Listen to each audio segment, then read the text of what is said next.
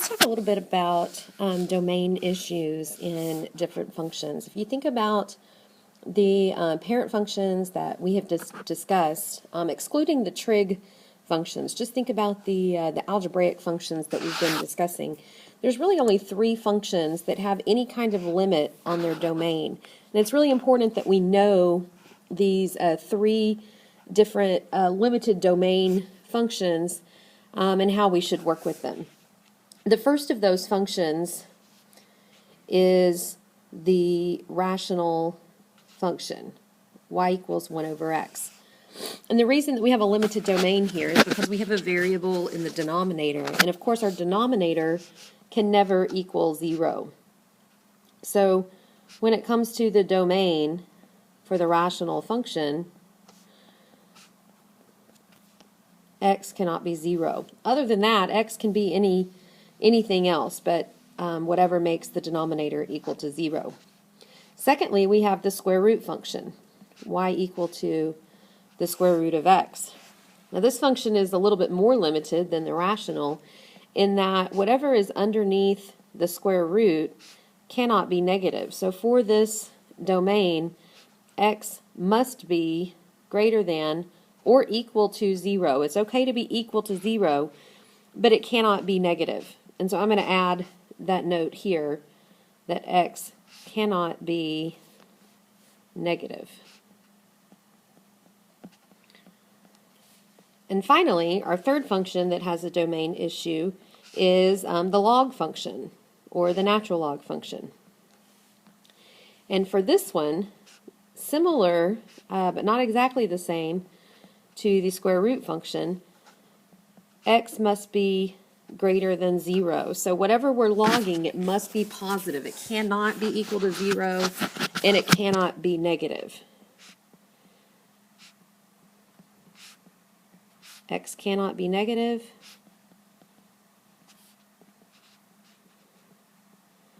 and x cannot be 0.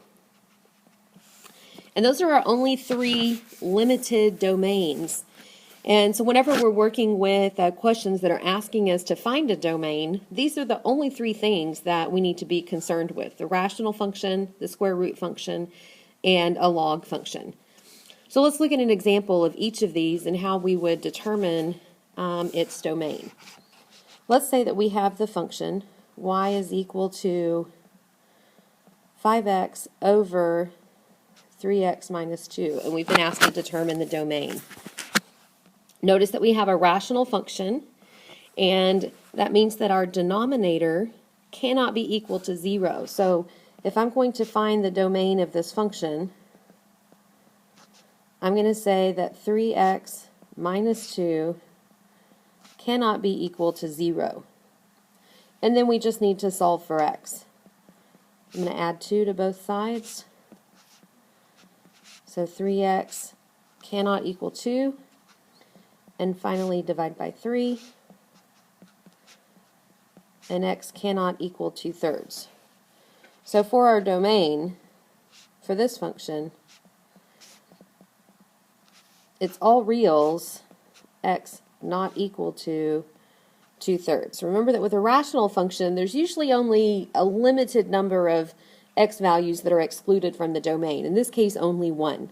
All other x's are okay. Let's look at another example, this time of a square root function. Let's say that we have y is equal to the square root of x squared minus 4. Now in this case, remember with the square root function, with domain, whatever we have underneath the square root must be greater than or equal to 0. Remember, it's okay to be equal to 0 here. So x squared minus 4 must be greater than or equal to 0. So then I want to think about what are the numbers that we want to start out with. A part of this x squared minus 4 equals 0. And I want to think about what numbers that can be substituted in for x that are going to make this equal to 0. Well, since it is squared, since we have a square term, we can factor this expression. into x plus 2, x minus 2. And then if I solve each of those, x plus 2 equals 0, x minus 2 equals 0, and so x equals 2 and x equals negative 2.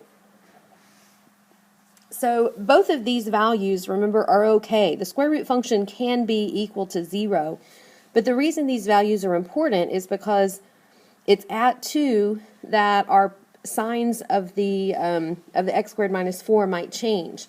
It could either be positive and then 0 at 2 and then negative, or it could be negative and then 0 at 2 and then positive. And so here's how we're going to think about this.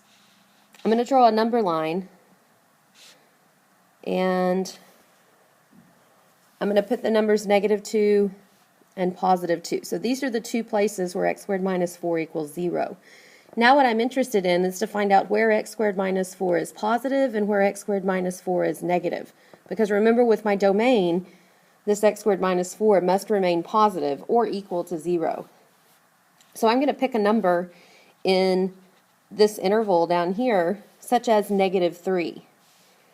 And if I substitute negative 3 into x squared minus 4, and I'll do that right here, negative 3 squared minus 4, well, that equals 9 minus 4, which is equal to 5, but more importantly, that's a positive number.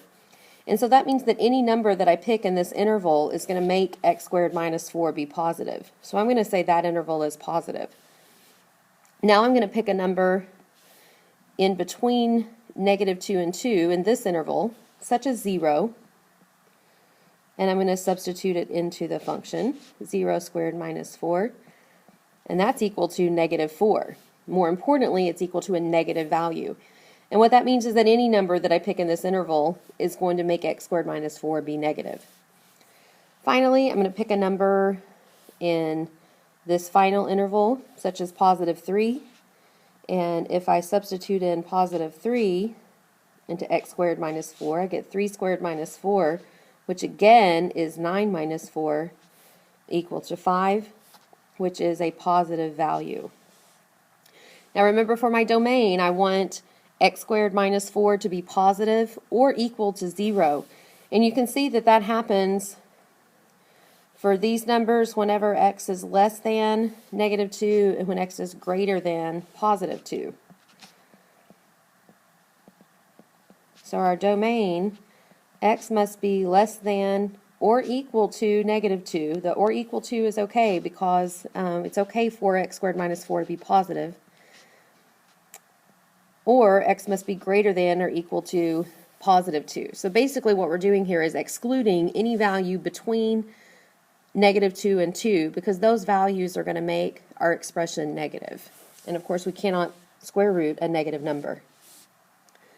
Let's look at one final example, this time with a natural log.